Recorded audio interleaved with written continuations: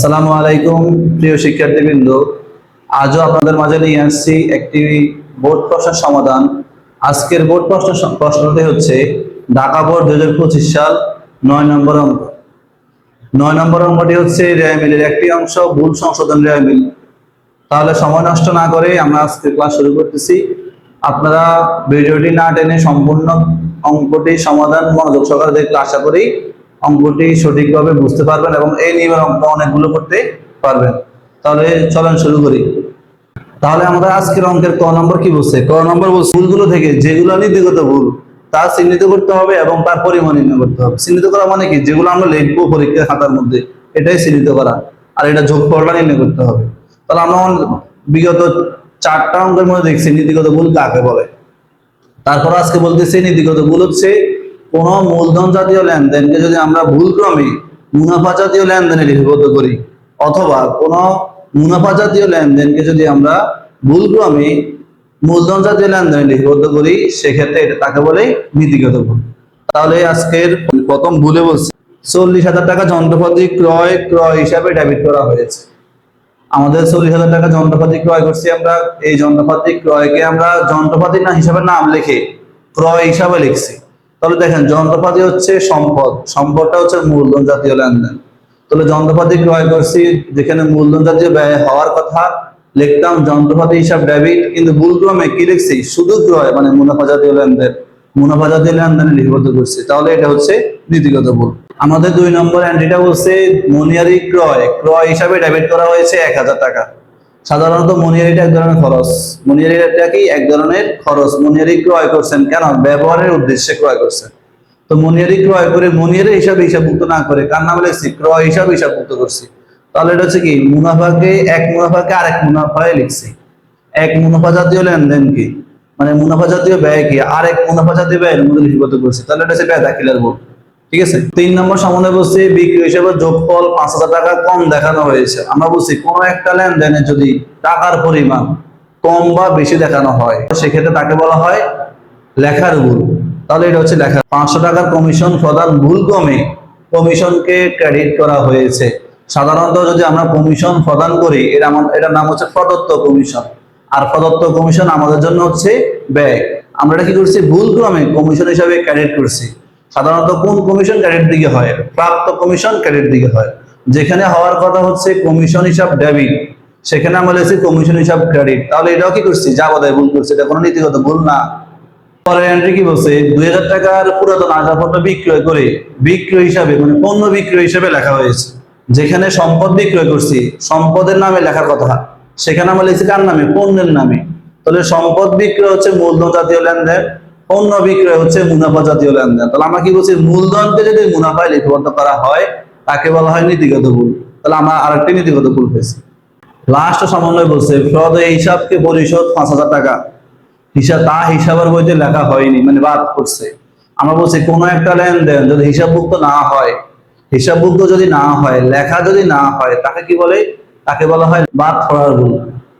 তাহলে আশা করি ভুলগুলো সম্পর্কে ধারণা পাইছেন।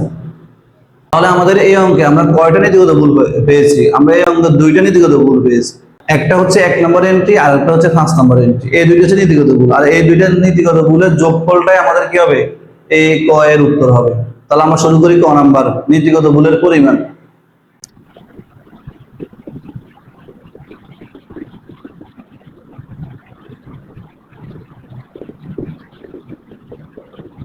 আমরা পড়াটা শেষ। এখন 1 নম্বর এন্ট্রি কি বলছে? 40,000 টাকা যন্ত্রপাতি ক্রয় করে ক্রয় হিসাবে লেখা হয়েছে অথবা ক্রয় হিসাবে ডেবিট করা হয়েছে, যেটাই বলেন এটা হচ্ছে নীতিগত ভুল। দেখি আমরা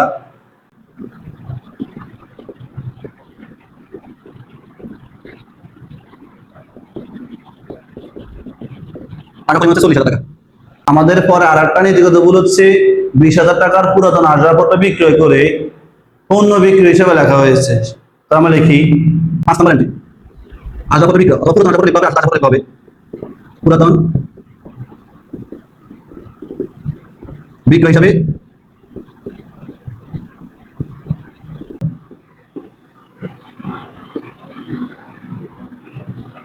তাহলে আমাদের ক নম্বরের উত্তর হচ্ছে নীতিগত ভুলের পরিমাণ হচ্ছে কত? 42,000 টাকা বলছে নীতিগত ভুল চিহ্নিত করতে বলছে, এই যে চিহ্নিত করছে, এই দুইটা হচ্ছে নীতিগত ভুল, আর এটা হচ্ছে কি এটা যোগফল। আশা করি নীতিগত ভুল সম্পর্কে সবাই সঠিকভাবে ধারণা পেয়েছে। তাহলে আমাদের খ নাম্বার কি বলছে? আমাদের খ নাম্বার বলছে হচ্ছে নীতিগত ভুলগুলো ব্যতীত অন্য যতগুলো ভুল আছে ওই ভুলগুলো সংশোধন দাখিলা দেওয়ার জন্য বলছে। তাহলে আমাদের প্রথম যা বাজার রাখতে হবে, উপরে হেডলাইন দিতে হবে সংশোধন দাখিলা। আমরা পরীক্ষা খাতায় এরকম করে কি লিখবেন, আর আমরা নিচে রাফ করে আপনাদেরকে বোঝানোর জন্য নিচে রাফ করতেছি, ঠিক আছে? পরীক্ষা খাতায় রাফ করার প্রয়োজন নাই, যদি নিজে না বুঝেন তাহলে এক্সট্রা মানে অন্য পৃষ্ঠা রাফ করে আনে এখানে উত্তরটা লিখতে পারেন, সমস্যা নাই। কিন্তু রাফটা হচ্ছে কি আমরা শুধু জাস্ট বোঝানোর জন্য রাফটা করতেছি।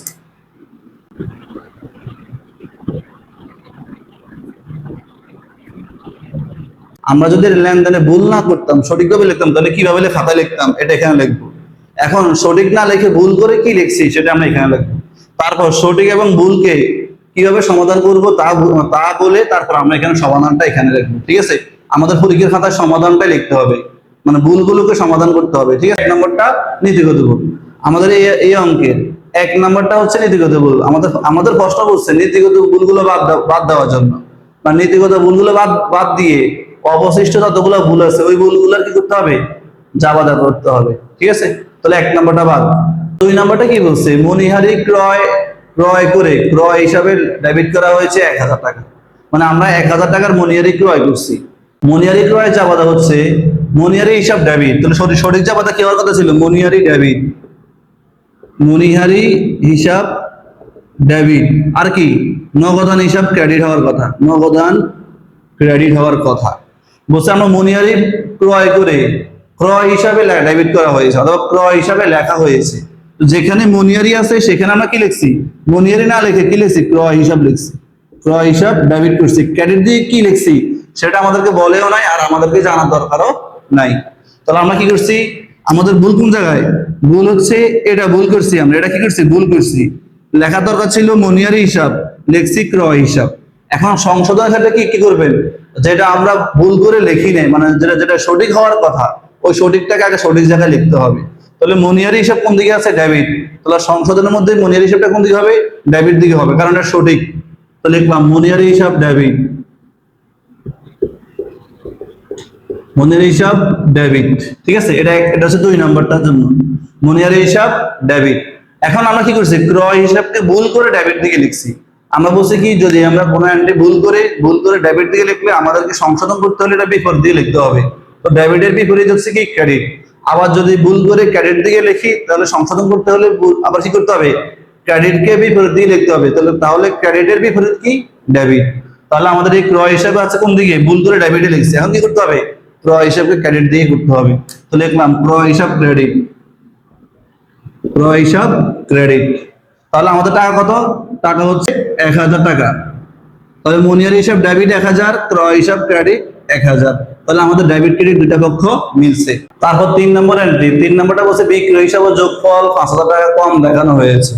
বিক্রয় হিসাবে যোগফল কত টাকা কম দেখানো হয়েছে? 5,000 টাকা কম দেখানো হয়েছে। ধরে নিলাম আমরা অঙ্ককে নিজেকে বোঝানোর জন্য আমরা ধরে নিছি বিক্রয় হিসাবে যোগফল হওয়ার কথা ছিল 10,000 টাকা। ধরে নিয়েছে কি বিক্রয় হিসেবে যোগফল 10,000 টাকা হওয়ার কথা। তো আমরা সাধারণত বিক্রয় কোন দিকে হয়? ক্রেডিট দিকে হয়।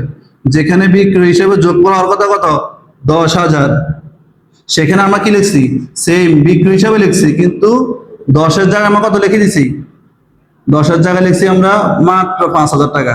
কত টাকা লিখছি? 5,000 টাকা। মানে যেখানে হওয়ার কথা 10, আমরা ধরে নিয়েছি 10,000 টাকা বিক্রয় হিসেবে যোগফল হওয়ার কথা।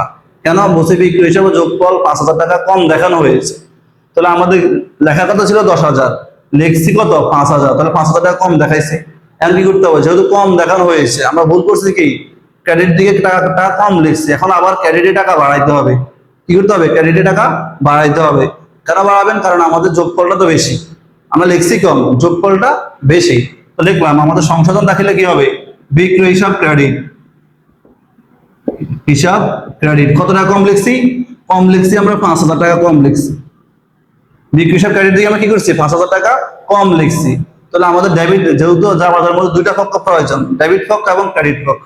আমাদের এখানে ক্রেডিট পক্ষ আমরা পেয়েছি কত? 5,000 টাকা বিক্রয় হিসাব। এখন ডেবিট পক্ষ লিখতে হবে। তো এটার নাম কি হবে? নাম হবে অনিশ্চিত হিসাব ডেবিট 5,000 টাকা। লিখলাম অনিশ্চিত হিসাব, ডেবিট 5,000 টাকা। আশা করি 3 নম্বর ভুলে সংশোধন দাখিলা সবাই সহজে বুঝতে পারছেন। আমরা এখানে 10,000 টাকা নিচ থেকে ধরছি, টাকা হওয়ার কথা 10 ধরে নিলাম, টাকা হওয়ার কথা 10, লিখছি আমরা 5, তাহলে কম লিখছি কত? 5,000 টাকা। এখন আমরা 5,000 টাকা আবার বাড়াইছি, তাহলে আমাদের ভুলটা কি গেছে? সংশোধন হয়ে গেছে। আশা করি বুঝতে পারছেন। এরপরে যাই 4 নম্বর লেনদেনে। বসে 500 টাকা কমিশন প্রদান করে কমিশন হিসাবে কি করছে? ক্রেডিট দিয়ে করা হয়েছে। 500 টাকা কমিশন প্রদান করছি আমরা। সাধারণত কমিশন প্রদান করলে জাবাদা কি হয়? কমিশন প্রদান করলে জাবাদা হয় প্রদত্ত কমিশন ডেবিট, নগদান হিসাব ক্রেডিট। তোমার জাবাদাটা লিখি আগে। সঠিক জাবাদা হওয়ার কথা ছিল প্রদত্ত কমিশন, প্রদত্ত কমিশন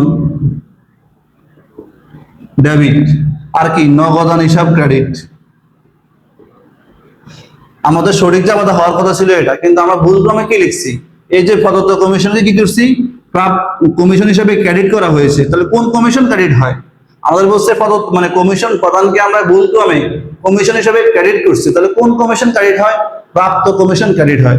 তো লিখলাম প্রাপ্ত কমিশন ক্রেডিট, কমিশন ক্রেডিট। ডেবিটে কি লিখছে আমাদের জানার প্রয়োজন নেই। কি বলছে? ডেবিটে কি লিখছে আমাদের জানার প্রয়োজন। এখন আমাদের কি করতে হবে? যেটা আমরা লিখি না, এই যে প্রদত্ত কমিশন, এটা আমরা লিখি নাই। আমাদের ভুল হয়েছে কোন জায়গায়? প্রদত্তের জায়গায় আমরা প্রাপ্ত লিখছি। এই নগদের কথা কোনো কিছু বলা নাই, নগদের ভুল হয়েছে না সঠিক হয়েছে কিছু বলা নাই। তাহলে আমাদের এটা করার দরকারও নাই। তাহলে আমাদের হচ্ছে যেহেতু আমরা সঠিকটা হচ্ছে প্রদত্ত কমিশন ডেবিট, তাহলে আমরা সংশোধন প্রথমে সঠিকটা লিখে দিই। যেখানে বসার দরকার ছিল প্রদত্ত কমিশন, সেখানে আমরা বসাই। লিখলাম প্রদত্ত কমিশন, এটা হচ্ছে 4 নম্বর।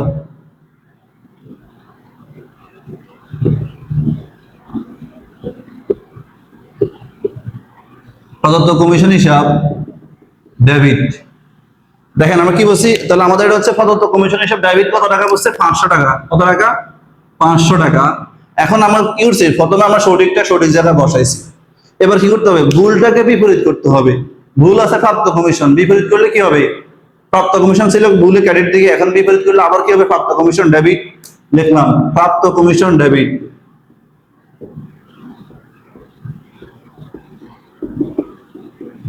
এটাও 500 টাকা।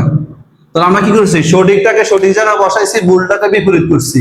এখন কি করতে হবে? যেহেতু দেখেন আমার জাবাদা করতে হলে দুইটা পক্ষের প্রয়োজন, ডেবিট পক্ষের এবং ক্রেডিট পক্ষের। এখানে দুইটাই ডেবিট, কিন্তু ক্রেডিট পক্ষ নাই। এখন ক্রেডিট পক্ষ লিখতে হবে। তাহলে কি লেখা যাবে? লেখা যাবে অনিশ্চিত হিসাব।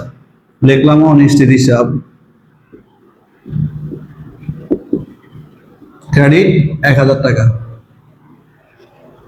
এটাই আমাদের কি 4 নম্বরের সংশোধন দাখিলা। তাহলে এবার আসি 6 নম্বর এন্ট্রি। 6 নম্বর সমন্বয় বলছে পাওনাদারকে পরিশোধ 2000 টাকা তার হিসাবে লেখা হয়নি, মানে অথবা হিসাবের বইতে লেখা হয়নি। কি বলছে? পাওনাদারকে পরিশোধ 2000 টাকা হিসাবের বইতে লেখা হয়নি, মানে এটা পুরোপুরি বাদ পড়ছে হিসাবের বই থেকে।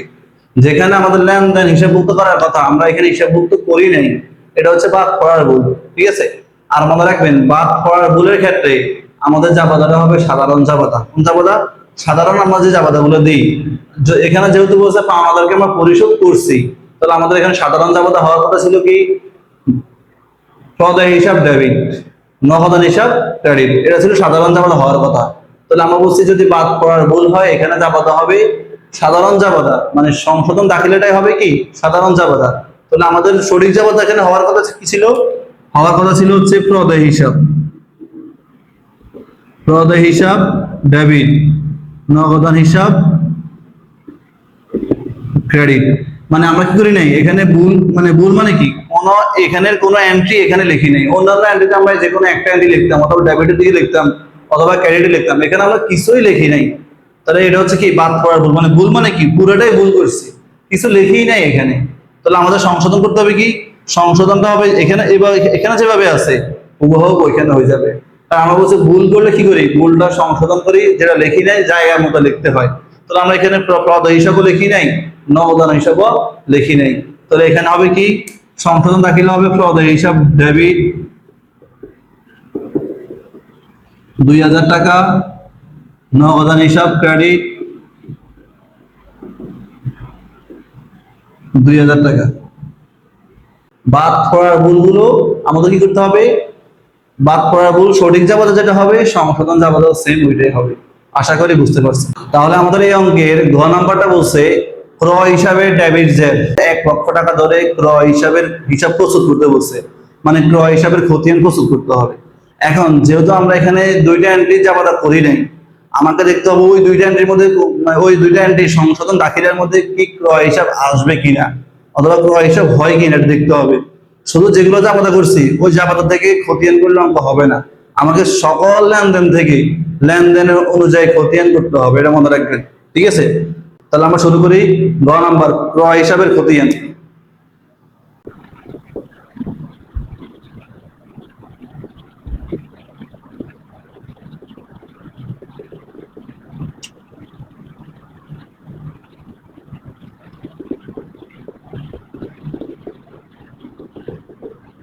তাহলে আমাদের গ নাম্বারটা খতিয়ান করে আমরা আঁকা শেষ। এখন আমরা যাই বলছি প্রারম্ভিক জেদ দেওয়া আছে, প্রারম্ভিক জেদ দেওয়া আছে 1 লক্ষ টাকা, লিখলাম ব্যালেন্স। ব্যালেন্স দেওয়া আছে ডেবিট জেড, ক্রয় হিসাব সাধারণত ক্রয় হিসাবে জেডটা ডেবিট দিকে হয়। সাধারণত নরমাল আমরা এমন করতে গেলে যে হিসাবটা যেদিকে হয় এখানে জেড গুলো সাধারণত ওই দিকে দেয়, শুধু অনিশ্চিত হিসাবে জেডটা কখনো ডেবিট থাকে কখনো ক্রেডিট দিকে থাকে। তাহলে 1 নম্বরটা বলছে 40,000 টাকা যন্ত্রপাতি ক্রয় করে ক্রয় হিসাবে ডেবিট করা হয়েছে।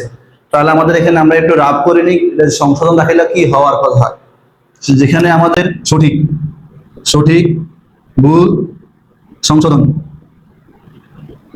আমরা হচ্ছে 1 নাম্বার এবং 5 নাম্বার এন্ট্রিটা আপনাদেরকে এখানে রাফ করে দেখাইতে হবে, কারণ এখন দেখতে হবে এখানে খতিয়ানে অন্তর্ভুক্ত করা যায় কিনা।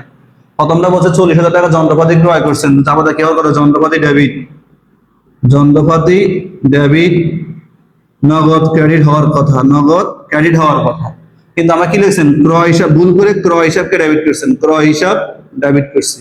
এখন কি করতে হবে, যেহেতু আমরা সঠিকটা লিখি নাই, সঠিকটা লিখলাম যন্ত্রপাতি সংশোধনের মধ্যে যন্ত্রপাতি ডেবিট, আর ভুল করে কি লিখছি ক্রয় হিসাবকে ডেবিট করছি, ক্রয় হিসাব শুধু ক্রেডিট করে দিলে হয়ে যাবে, ক্রয় হিসাব ক্রেডিট। তাহলে আমাদের সংশোধন দাখিলা পেয়েছি আমরা এটা। তাহলে এখন দেখেন এখানে কিন্তু ক্রয় হিসাব আছে না, তাহলে এখানে খতিয়ানের মধ্যে ক্রয় হিসাবটা অন্তর্ভুক্ত করতে হবে। তাহলে আমাদের যদি জানি ক্রয় হিসাবের খতিয়ান করলে খতিয়ানের ঘরের ভিতর ওই উপরে নামটা হয় না, বিপরীত নাম লিখতে হয়। তাহলে বিপরীত নাম কি আছে, যন্ত্রপাতি হিসাব, লিখলাম যন্ত্রপাতি হিসাব।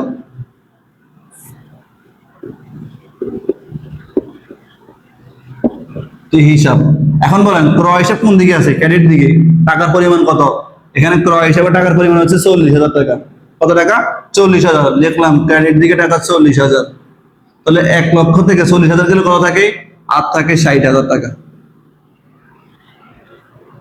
2 নম্বরটা আমরা সংশোধন দাখিলা করছি, বলছে মনিহারি ক্রয় করে ক্রয় হিসাবে ডেবিট করা হয়েছে 1,000 টাকা। তো আমরা একটা সংশোধন দাখিলা কি করছি, মনিহারি হিসাব ডেবিট, ক্রয় হিসাব ক্রেডিট করছি।